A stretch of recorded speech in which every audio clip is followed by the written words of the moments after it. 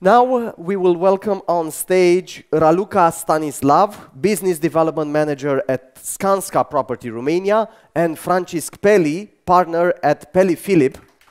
Oh, they are here. Welcome. We will have an entertaining discussion about the importance of doing business ethically, because despite what everyone thinks, we can do ethical business in Romania. So give them a big round of applause.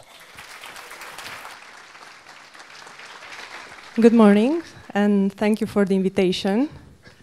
It's very pleasant to see that old-fashioned ethics, it's still high up on the agenda in such a trendy event with digitalization and IT news, so good to be here. Together with Francisc Peli, founder partner of PeliFilip, we'll introduce you to what we believe and think that ethics means from our industries and from our companies. My name is Raluca Stanislav. I'm the business manager for Skanska Property Romania, as it was presented before. We are in the field of construction and development, a little bit different from what it's here, the majority. About Skanska, it's a Swedish company of construction and development stated in 1887, 131 years ago in Sweden. Now spread around the world, present in Romania since 2011. What about you, Ferry? Can you introduce the company? Hello, my name is Francisc Peli. I'm a founding partner of a law firm called PeliFilip, which has 75 lawyers now, established 10 years ago by several Romanians coming from international law firms. We are today awarded the Law Firm of the Year by Chambers Europe, which is one of the largest, the most reputable legal directory in Europe and in the world. And we are number one in 9 legal fields in Legal 500, which is the other reputable legal directory. So since we are only the two of us, we will have to ask questions each other. So that's why I would ask you, Raluca. I'm afraid it's a lawyer. What Skanska means by building on a transparent foundation. Well, we all know that this industry actually endures quite poor reputations. Yes, we do, no, really. So this is why we really chose these subjects, and I think it will be very beneficial to spread it out.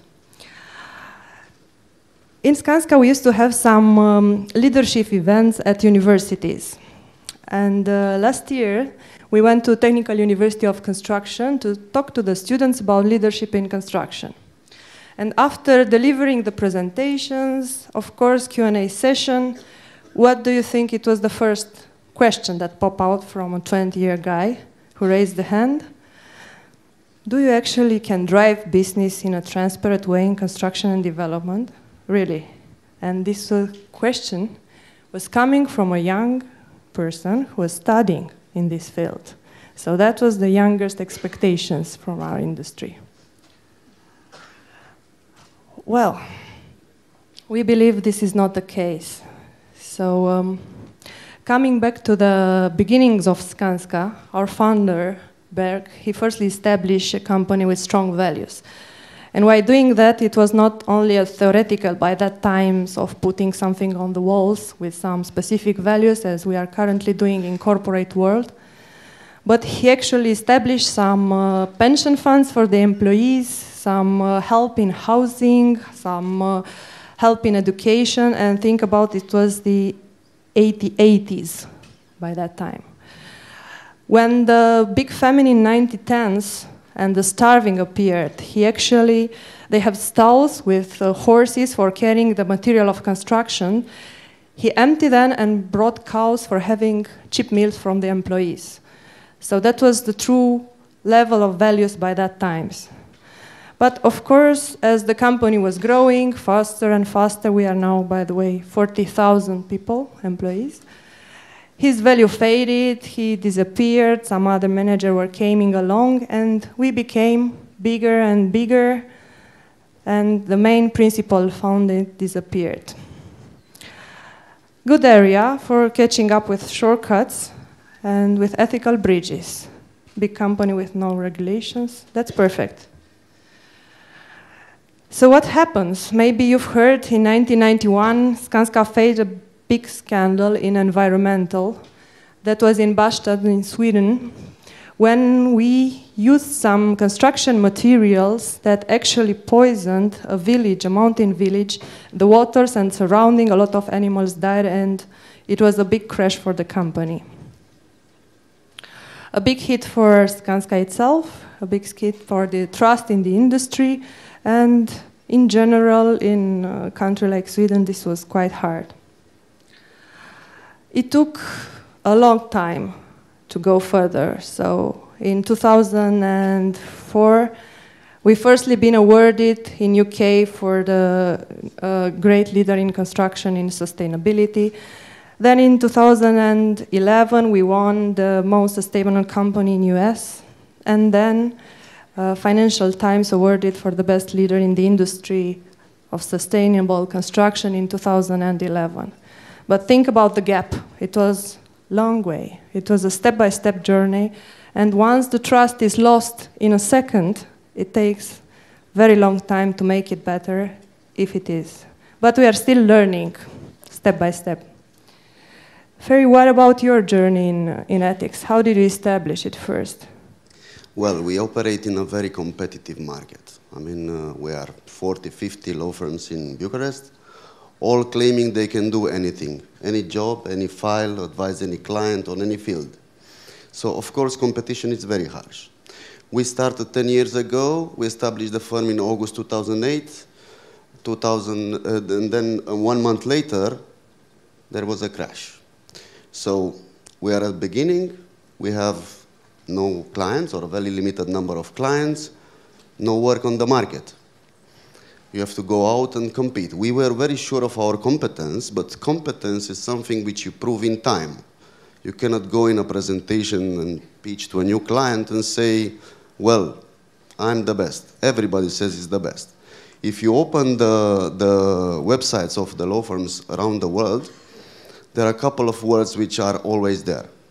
One is competence, the other is excellence, the third one is ethical. All words are there, okay? So how you make the difference? The first difference, item on which difference is being made is price. So if you are cheap, you must be good. That's the first conclusion. Sounds familiar. Of course, we had to adapt. Yes, it's a strong market, market under stress, a lot of competition, we had to adapt. The other thing is competence, so we had the need to have a chance. And that's what we asked for. The third element, which is, okay, now fading, but it was important 10 years ago, was influence. So if you want to do big files, you want to do public contracts, I mean acting for private companies in private contracts, if you want to do big litigation and you be a big boy and play the big game, then some clients, some potential clients, not clients, will ask you, well, can you arrange a meeting with the Prime Minister for me? Can you get a building permit for me? Can you arrange an endorsement for me? And the answer put us in a situation in which we had to, think it through. Because for a small law firm in the stress market, it's not a matter of some choices, it's a matter of survival. We had to know if we take this route and survive or not, okay? We were in a situation in which we had a nice presentation, all our lawyers in a presentation on a litigation file, strategy A, strategy B, strategy C. We explained it for an hour and a half, and at the end the question was, very well, but do you know the judge? No, we don't know the judge, and we don't want to know the judge, okay? Then we will bring you an old man to work together with you in order to be more successful. No, we don't want to, okay? So we had to say no for many, many times. and stick only to what we knew, meaning competence, what we learn. Okay? So how you compensate for price? You compensate with more work. How you compensate for lack of influence? You compensate with more work. So we ended up working more. And this made us better. And that's why the results today. So we know it's very hard. You know? This was our way. How did you drive the change in this situation? Well, for Skanska, this is the #1 risk of business since more than 10 years ago. So when we have a list of top 10 risks, breaches of ethics always went the first. Because the hit, it's so hard after, and the recovery, it takes so long that it should be on front line all the time. Okay, theoretical, good to say, but how you spread these things into organization? Because now we are in 2018, no founders' cows, so we need to readapt. The moment when we started to establish this on a corporate level was in 2002, when we first created the Code of Conduct. Most of the companies present here, I'm sure they do have a Code of Conduct, which is the reason why I will not spend too much time on this. But just one small comment that the Code of Conduct doesn't mean anything if the company and the employees do not feel and act upon it. It stays somewhere in a file attached to a contract. If it's not lived, the people that you are hiring, the partners you are making deals with will not trust you anyway, without any Code of Conduct. So this is why I will share you another 2 tools that we are following in Skanska. And one is Ethics Committee, and the second one is the Ethical Dilemmas. And let's start with the first one. What is Ethics Committee? Ethics Committee is a group of people, professionals, into the same business unit. In our case, this means several countries, a group of European countries, which have primarily a job in operations, in finance, in HR, or so on.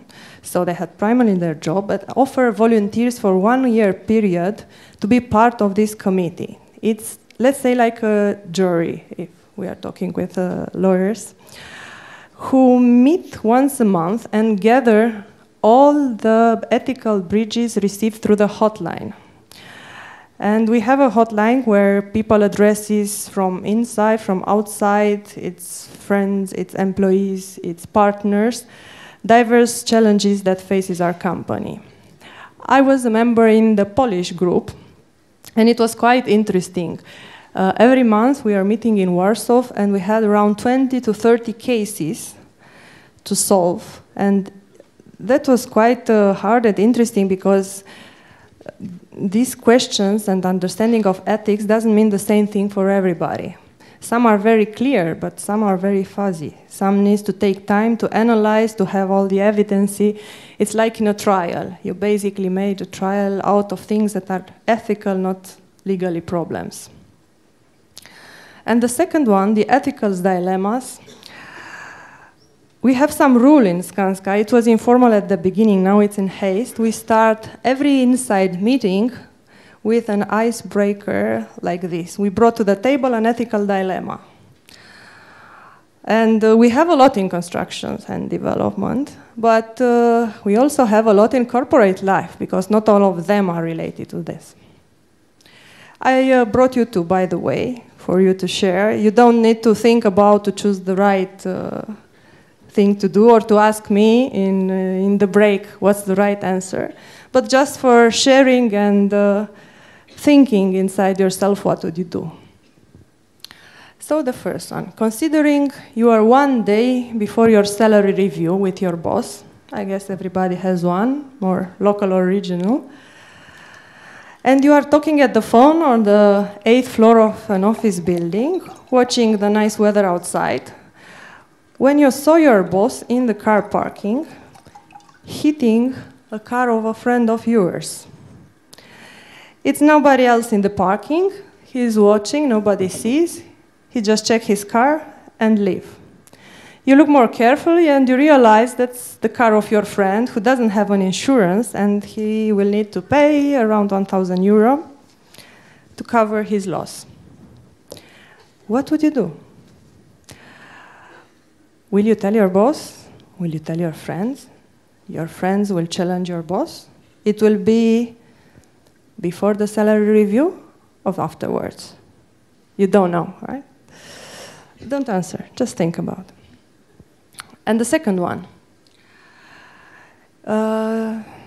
You are invited by a supplier to a trip to Venice, Italy, for a 2-hour workshop there.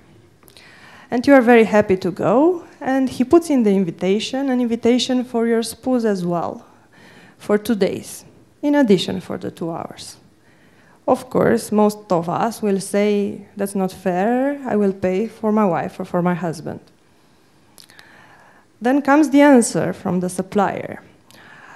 You know, for each invitee I will bring to this event, I will pay a sponsorship for the hospital next to us with a big cause, the same amount of money.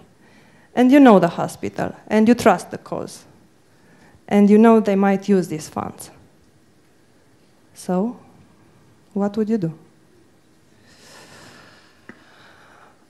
This is how we started in Skanska, to push a little bit the people to have this dialogue. They are bringing into the meetings these dilemmas by themselves, or we are, if there is silence and nobody wants to ask or doesn't have any dilemma, we bring it out from the library and just exercise ourselves, putting us into the limit situations. Because rarely this happens when everything goes well. Usually it's because tough deadlines. Usually it's because lack of time. It's when there is a lot of pressure, because people are usually very good and well-intended in this perspective. But you still have to exercise this all the time. Yes. I mean, it's not something which you just say in a meeting and then you get out and nothing happens. No, you need to make it a lot. Actually, at the beginning, when we started, it was so silent when it was asked in a big meeting who wants to bring the dilemma. So everybody said that we have nothing to share. But if you think more advanced, you think that you are exposed to such things every day of your life. And in my perspective, I believe that we are not 100 as individual ethical in this respect. We somehow have enough with the 90%, but the 10% is left for the others. It's like hearing an appropriate discussion and to not take anything against. Especially in youngsters, I think it's a subject, because I can relate to one slide on the report regarding how strong is the competition for youngsters. 77% very strong and 23% just strong. Okay, it's the same in our industry. So it's an industry which is growing, and only a limited numbers of youngsters getting out of the law school. And it was also our strategy from the very beginning not to hire, to make too many lateral hires, but rather to get graduates from the law school. There were years in which we were hiring like 12 graduates in 1 year. So the experience with the youngster is that they understand very well this, and some of them only want to work in this kind of organizations. We had, once we managed to be more than 20, there was a group pressure on anybody coming not to import bad habits. So if I can say what is reason one why lateral hiring was not a success for us, was resistance to import bad habits. And if I would go today to one of my youngsters and say, or one of my partners, because some of them are with us for 10 years. We took them from the law school and they're our partners today, doing files and everything. And I will tell them just as a test, I will never do it, but if I go, yeah, and I'll tell them, take this shortcut because this is okay, and let's take the money, they will question me and they will question the organization, because we preach so much, for so much time, this being clean, doing ethical things, then it is not my value anymore. It's the value of the organization. So in time, I don't have to do anything actively, yes, to go in at every desk and say, okay, today you don't have to bribe anybody, yeah? Because I see volunteers, I see young people doing, associates going, doing presentation in law school, telling everybody how ethical we are, and we never took a shortcut. How annoyingly ethical you are. Yeah, so in time, this is, for the one who targets youngsters to hire, it's a very strong point and the case in actually manage to get them. That's a privilege. It really is, and it is to be appreciated, because ethics and transparency in companies, it not only brings retention, and you all know how hard it is today to find good employees, but also to keep them and to create a network of companies that can work together side by side, knowing that we can trust and have a transparent relationship of business. So I'm hoping that in several years we'll hear different questions from the young students, and it will be about maybe knowledge or new techniques or digitalizations and some other interesting subjects for them, not on how to drive business in an ethical way. Thank you very much, Thank you. Thank you all.